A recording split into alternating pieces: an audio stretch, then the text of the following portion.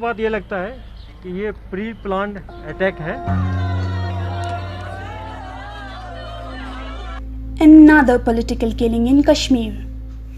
This time, a Bharatiya Janata Party leader, Abdul Hamid Najar, was shot dead by militants in Budgam. He was the district president of India's ruling party BJP.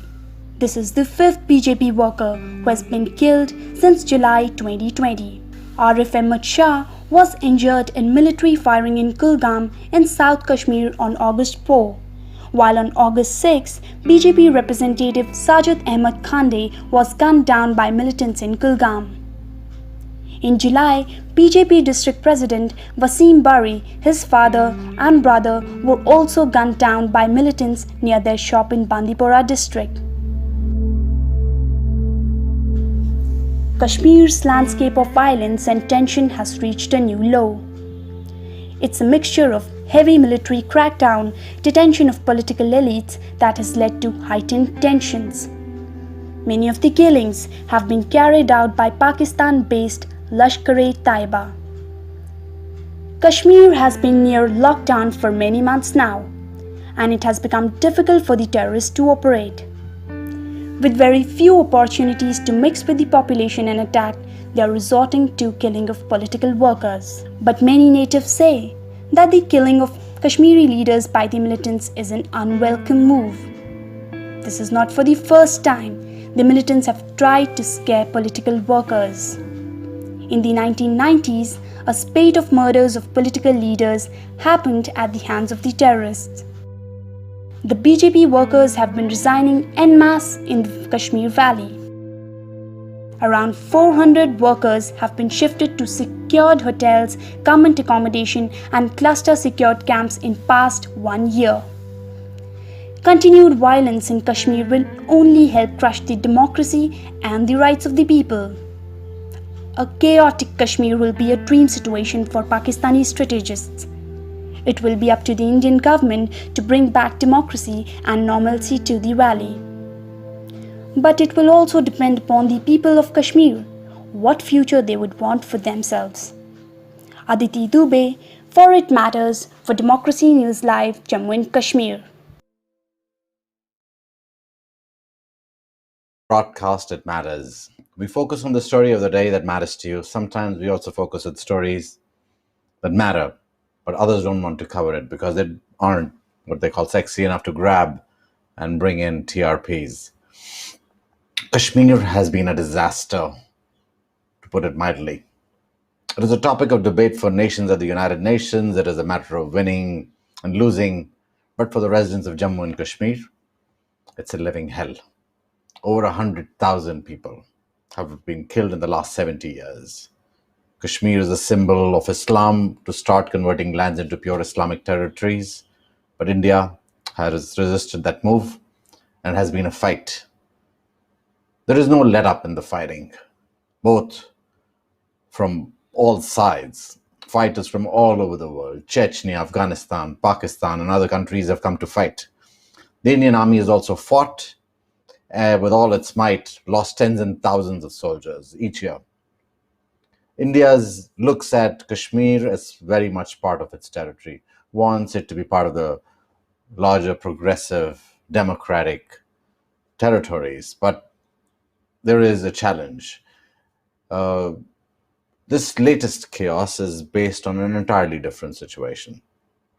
Now, when Article 370 was removed, Article 370 primarily came into being because the Maharaja of Kashmir, Hari Singh, wanted an independent country when the partition was announced. There were a lot of militia that came in from the Pakistani side to attack. He wasn't left with a choice. If it was up to him, he would have had an independent territory. He had no choice but to, sign the instrument of accession to India. India took over Kashmir, took some responsibilities, and then gave it a special status under the Article 370. It went on fine for a bit, but then the push started again to bring Kashmir back into the fold of Pakistan in some ways if they could. This was after 1971 when the big push began, because India had successfully been able to split the eastern Pakistan, which is a country far away from Pakistan today, but that time it was one country. The countries had been established because both had decided, because they were both primarily Islamic lands, to be one country. But there was a big chaos. So when Bangladesh split from Pakistan, Pakistan began pushing for Kashmir. And that is when the big challenge happened. Now, in 1971, there were about 90,000 soldiers that were captured of the Pakistani army. They had surrendered to the Indian army. They were returned, but India and Pakistan sat down and did an agreement and did not want to redraw the territories. The line of control became kind of the dividing line, where that side was Pakistani control and this side was Indian control, and that's where it began. But the 370 Article 370's removal last year has brought this new chaos. The Indian government took most of the political leadership, all the old political elites, as they call them, and put them under house arrest, under jail. In fact, even the two main leaders, Mehbooba Mufti, who was formerly part of the BJP, she as an alliance partner of the PDP, she was also put under custody. Omar Abdullah, the National Conference, whose great grandfather was part of signing the treaty of the Instrument of Accession to India, was also put under house arrest. Was first under custody and then put under house arrest. His father, Farooq Abdullah, who being the former chief minister, was also under house arrest. And similarly, many others, including a former IS officer who decided to join politics, Shah Faisal, he was under arrest as well. So it has been a chaotic situation for a whole year.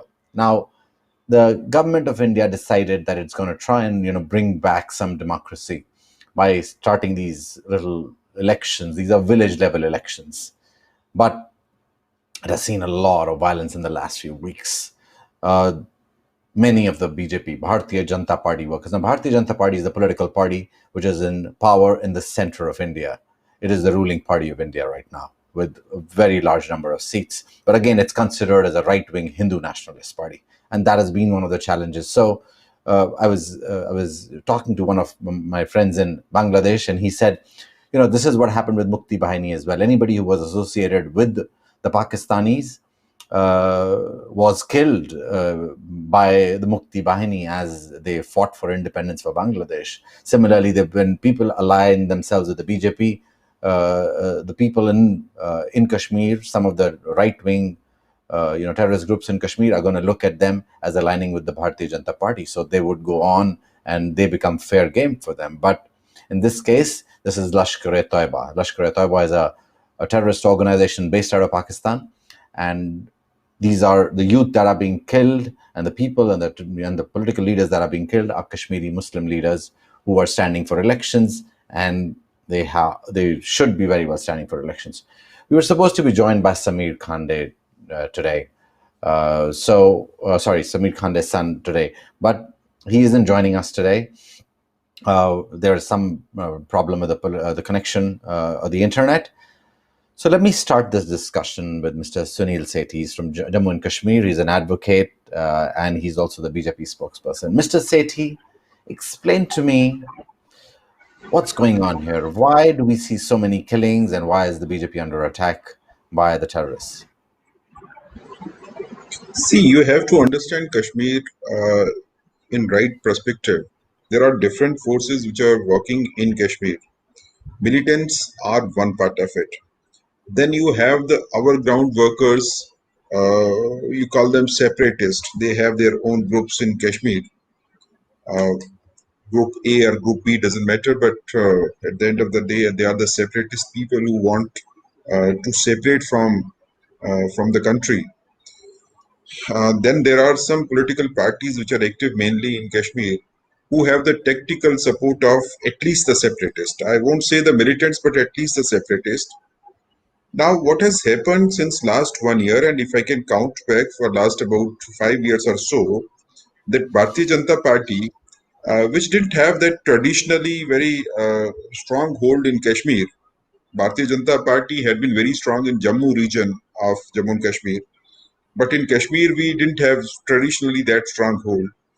But for last about 5 years or so, Bharatiya Janata Party has made very strong inroads in Kashmir Valley, and at those areas which are taken to be infested by militancy. Bharatiya Janata Party has got large number of members now from those areas. And in last 1 year, if you can say the situations which have arisen after Article 370 was taken away, I suppose that we will discuss about Article 370 and how it has affected also. But for last 1 year, after 370 has gone, and particularly during this COVID-19 time, believe me, no political party is working in Kashmir on ground except Bharatiya Janata Party. All other political parties, they have uh, closed themselves behind the closed doors. They are not on the field.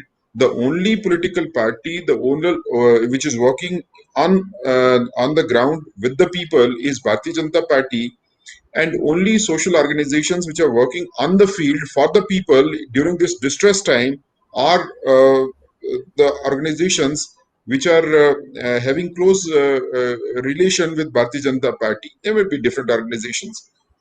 Now, suddenly, this has unnerved the whole lot of people, the militants also, the separatists also, the political stooges of the separatists, and many other, including the agencies which are sitting across the border, the enemy of the country. Now, suddenly they are staring at a situation where the situation is changing very fast, and because they have branded us Bharatiya Janata Party for decades that we are pro-Hindu and anti-Muslim and whatever. But the people are now realizing that Bharatiya Janata Party is not anti-Muslim. Bharatiya Janata Party talks about the equality between Hindus and Muslims, equal opportunity to all. The people joining in large number with Bharatiya Mr. Janata Party Sethi, has let unnerved. me, Mr. Sethi, let I'm me coming to that. interject. Let me interject. Let me bring in Mr. Sophia, and then I'll come back to you. No, I'm Mr. Mr. concluding Sophie, with one line. sure, Mr. Sethi, I'll come right back to you. I'll come right back to you, Mr. Sophie. When people say the Bharatiya Janata Party stands only for, it represents the Hindus and doesn't represent the Muslims, what do you have to say to that?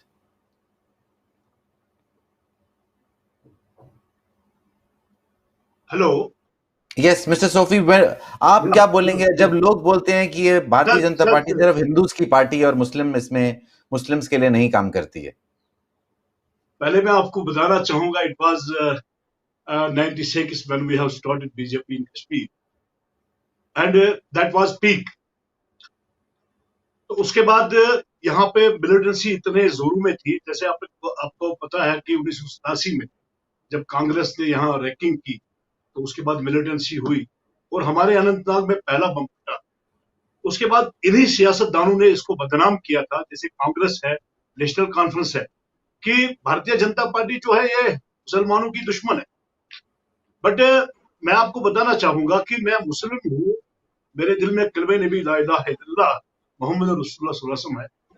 मैं इस BJP के साथ हूँ, 25 साल से मैं Bharatiya Janata party में हूँ, बट इसमें मैंने कोई ये भेदभाव नहीं देखा। ये पार्टी जो है भारतीय जनता पार्टी पूरे देश एक 130 करोड़ देशवासियों की पार्टी। अब कुछ सियासतदानों ने इसको बदनाम किया था, जैसे हमारे सेठी साहब ने आपको बता दिया कि यहाँ पे जब दफा 370 हट गए, इन जिन्होंने यहाँ 47 से राज किया था, चाहे वो नेशनल कॉन्फ्रेंस है, चाहे वो कांग्रेस है, पीडीपी तो बाद में बनी थी, मुफ्ती मोहम्मद सईद साहब पहले कांग्रेस में हुआ करते थे। तो यहाँ भारतीय जनता पार्टी को बदनाम इसलिए किया था कि भारतीय जनता पार्टी इसमें खानदानी राज नहीं है। ये भारतीय जनता पार्टी जो है ये डेवलपमेंट के लिए बनी है, ये एक जंग है, ये एक जहाद है, ये इसको हम जहाद मानते हैं कि देशवासियों की खिदमत में लगे, और यही रास नहीं आ रहा था। जैसे हमारे सेठी साहब ने आपको बता दिया कि कोई सियासतदान जो है आर्टिकल 370 हटने के बाद कोई सड़क पे नहीं आया, कोई लोगों के कोविड-19 में किसी ने लोगों की परवाह नहीं की। भारतीय जनता पार्टी के कार्यकर्ता पूरे देश में लोगों के साथ जुड़ा, और लोगों के साथ रहे और हम उनके साथ रहे। तो यही भारतीय जनता पार्टी का है। सोफी अलबत्ता साहब, आज मेरा जो मेरा आपका एक सवाल छोटा है सर, जी सर जो आपका सवाल है, जी आज हमारे कश्मीर में 7 लाख, 6.5 से 7 लाख हमारे भारतीय जनता पार्टी के कार्यकर्ता, और आज इसमें वो भेदभाव जो इन्होंने पैदा किया था वो दूर हो गए, क्योंकि नरेंद्र मोदी जी की 2.0 जो हुकूमत है उसमें हर एक मुसलमान ने, चाहे वो फार फ्लंग एरियाज में रहता है, चाहे गुजर है, पहाड़ी है, उन्होंने लाभ उठाया है। और इसलिए अब ये उन लोगों से जो इस पार्टी को बदनाम कर रहे थे उनसे नफरत करते हैं। तो आज भारतीय जनता पार्टी के साथ लोग जो है जुट रहे हैं, और आने वाले दिनों में जब यहाँ डिलिमिटेशन के बाद असेंबली इलेक्शन होंगे तो मुझे लगता है भारतीय जनता पार्टी 15 से 20 सीटें यहाँ से हासिल करेगी। Mr. Sophie Saab, thank you. Mr. Sethi, I have a question. Now, you said Yes. all the other political parties did not do any work during this time of COVID, and it was only the BJP. But we also have to remember all the leadership of all the political parties was locked in jails, and they stayed in jail for a long time. How fair do you think was locking these political leaders in jail? See, there will be two facets to it. One is the locking of the leaders before Corona. After Article 370 went, then political leaders, the top leadership of political parties in Kashmir was detained, no doubt about that. But most of them were out before this Corona problem started. Today, except for Mehbooba Mufti, she is staying at her residence. There is no other restriction on anybody else.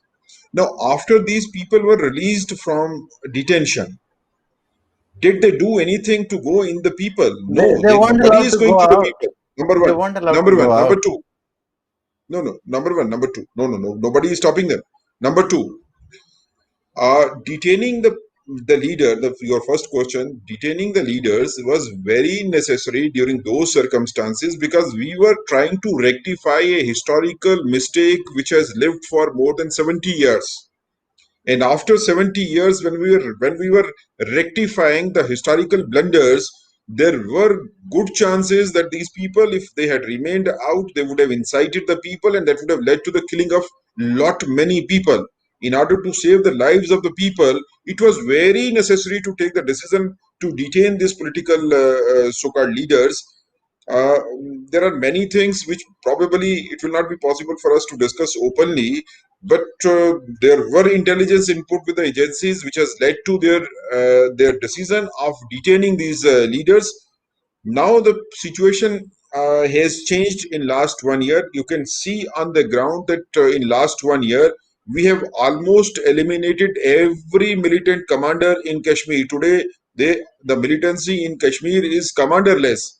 That is the reason why they have now resorted to selective killings of BJP workers, because they are unnerved because of the sustained pressure from the security forces. Number two, they are just not in a position to digest that Bharatiya Janata Party is separating so fast in Kashmir, and if Bharatiya Janata Party separates so fast in Kashmir, there will be no place for these anti-nationals. There will be no place for separatists. And let me remind, Article 370 was the basis of all separatist movement in Jammu and Kashmir. Article 370 was an article in the constitution which provided for a separate identity. I can go to the extent of saying that giving a feeling to the people of subnationality within the nation. Now, this has led to the separatism and ultimately to the militancy, because Pakistan was in a position to exploit the separatist elements in Kashmir Valley, which has been created because of Article 370. For more than 70 years, we have lived with the separatism, we have lived with Article 370. The time came, we removed Article 370. Today, there is nothing separate. There is nothing separate, either I legally must, or I on must, facts. Whole of the nation I is one. must. Mr. Sethi, I recognize your perspective, but I was on the ground in Kashmir last week. I have seen literally there is no movement of people. It's a shutdown. As you said, it's under arrest, if you want to call it that. There were only very few people out there. It was just before 15th August. So it is certainly a very challenging situation. The law and order is only under control because people aren't out. But again, today's show is around killing of political leaders, and that is not acceptable, period. Whatever be the scenario, when people stand for democracy, when people stand to fight elections, when people stand with political parties without guns to do what they're doing, it's not acceptable for them to be killed. And I will voice my opinion very, very strongly, whichever party it may be, because you're being part of a democracy, you're going to elections, you're asking for votes. That's the right process, and I agree with it.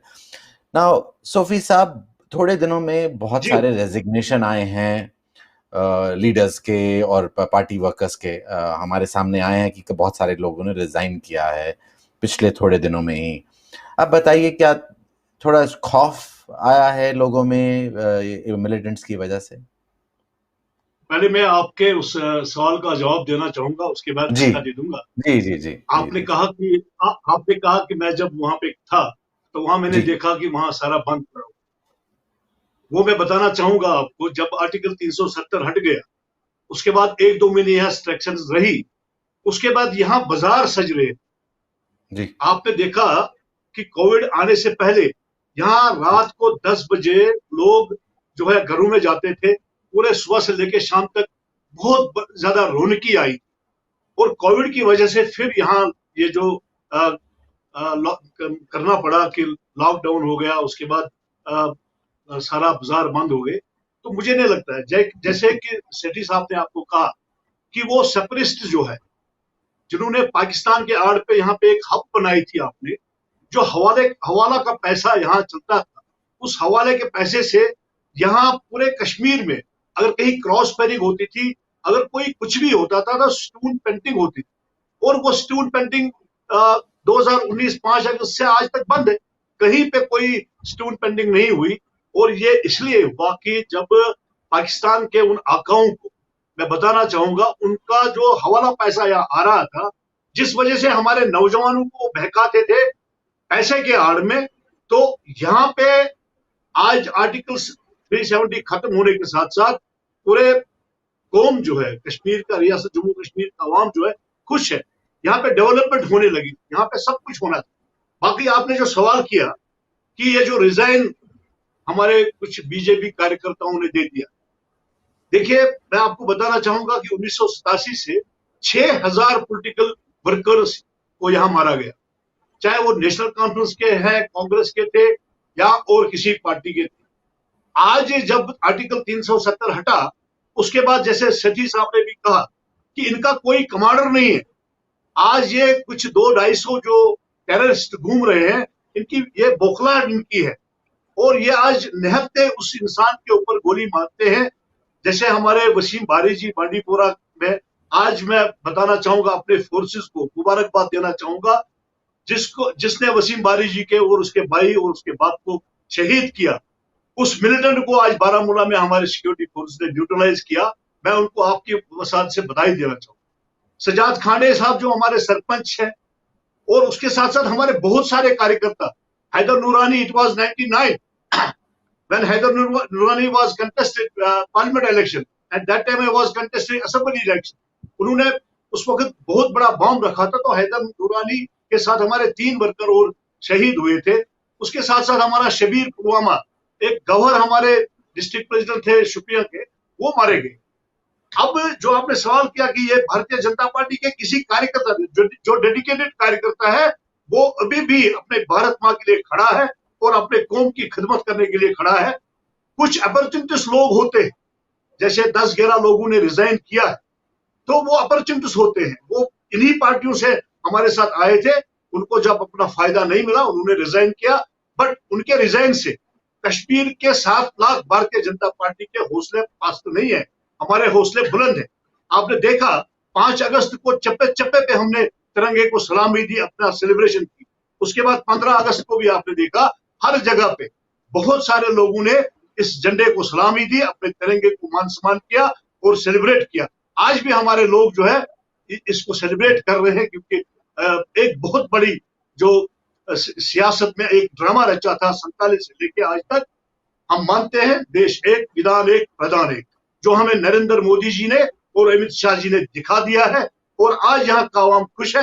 Bharatiya Janata party जितने भी nationalist force है वो सब खुश है। अब ये जो कुछ ताकतें बिल्लू में छुपे हैं, जो बिल्लू में जाके वो भी हमारे निहत्थ लोगों के ऊपर भारतीय जनता पार्टी के कार्यकर्ताओं को टारगेट बना रहे हैं, हम उनसे डरने वाले नहीं है। जब तक हमारी जान है, जब तक 7 लाख भारतीय जनता पार्टी कश्मीरियों की जान है, तब तक हम देश के लिए अपना जान निछावर।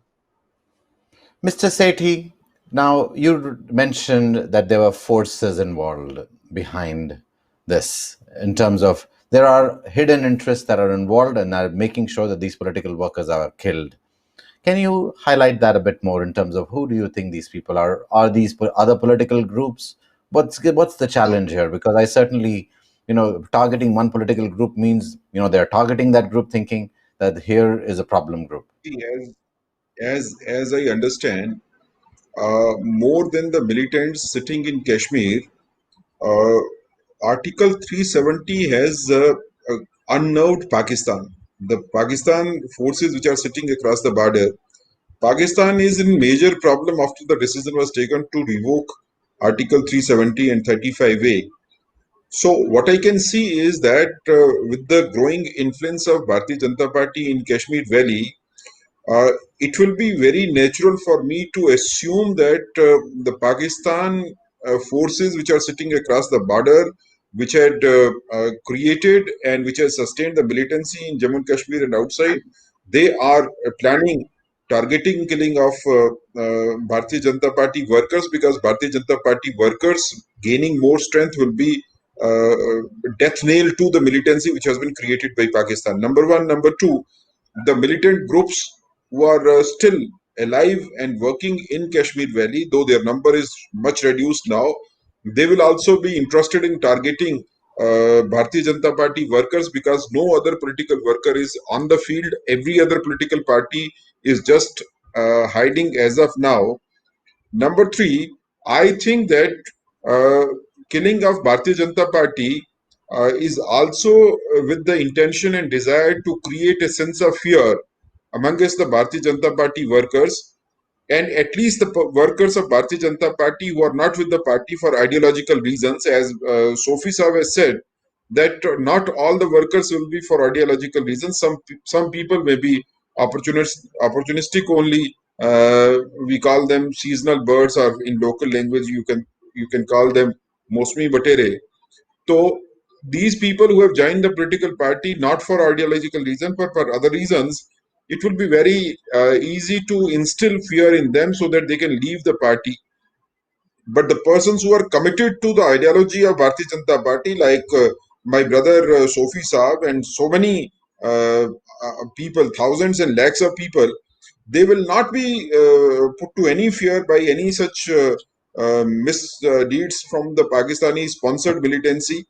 We are, when we join the political party, Bharatiya Janata Party, for ideological reasons, we understand it very clearly that at some point of time we may have to sacrifice our life also for the nation. That is what is our mool mantra. That is what Bharatiya Janata Party believes: nation first, party second, and self last.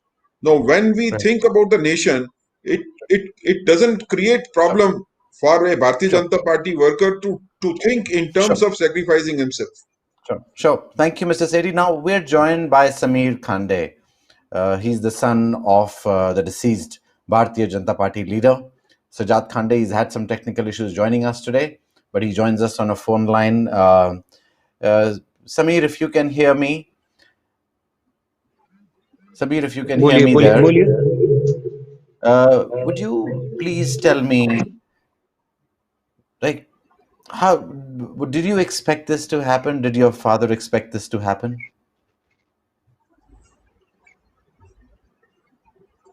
Samir, can you hear me? Sameer, आप मेरी आवाज सुन सकते हैं क्या? Go back, guys. So, Sameer, आप मेरी आवाज सुन सकते हैं क्या?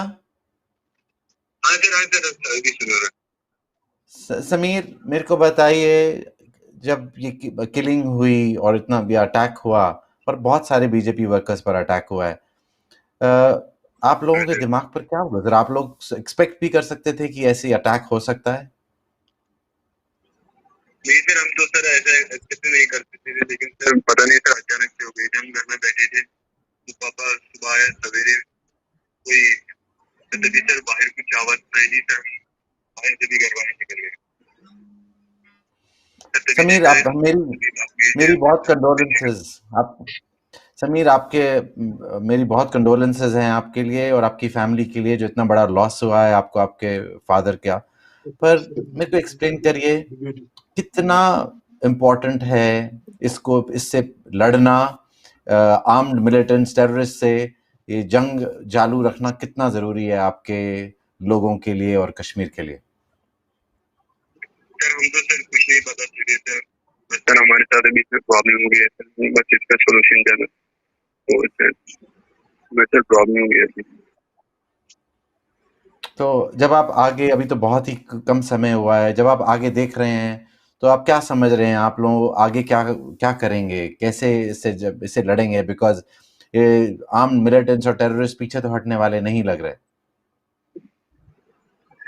सर हम तो सर अब कुछ नहीं सर कर सकते सर, जो भी हमारे पास सर था वो नहीं हो गया सर। अब क्या कर सकते सर, हमें भी सर छोटी है सर, मैं अभी मैट्रिक में पढ़ रहा हूँ। आप मैट्रिक में पढ़ रहे हैं अभी? हाँ जी सर। ओके, हमारी कंडोलेंसेस आपके साथ। और बहुत बहुत शर्म की बात है कि एक निहत्थे आदमी के ऊपर, एक पॉलिटिकल वर्कर पर अगर टेररिस्ट अटैक करें। माफ करिए हमारे लिए। So I think the challenge is a very large challenge. If militants and terrorists started attacking, civilian political workers who are not armed, then you've taken away even the rights of being called yourself even a terrorist group. You are worse than a terrorist group. Because if you were fighting the military, who are armed, people would still consider and look at you and say, you're possibly, a terrorist, you're an organization trying to fight for the independence or freedom of a nation. But when you begin targeting unarmed political workers, then you certainly are in a much worse situation. So I think it is time for, and it legalizes more of the situation for the government of India to go out and fight these terrorists and fight them hard without having any small soft approach around this. And political workers should never be targeted. Political workers stand for democracy, and democracy must come back. Elections must be held with all the political parties in place, whether it's the National Conference, whether it's the PDP. No leader should be in custody. People should be out in the open. A political discourse must begin, and the state needs to reopen. This is no way to run a nation, is by keeping anybody locked up. So I think the challenge is a much larger one. The government of India will have to be more stronger around this idea. Mr. Sethi, Mr. Khande, and Mr. Sophie, thank you very much for joining me for this show. I understand we have a limited time, but at the same time, we always speak our viewpoint. We do not hold back. We are not on one political party's side or the other, so we're very straight up about it. But I think it's a multi-pronged approach that we'll have to see changes around. So thank you for joining me, and thank you for being so brave and standing up for democracy. Okay. Thanks a lot. Thank you very much. Yeah. Thank you.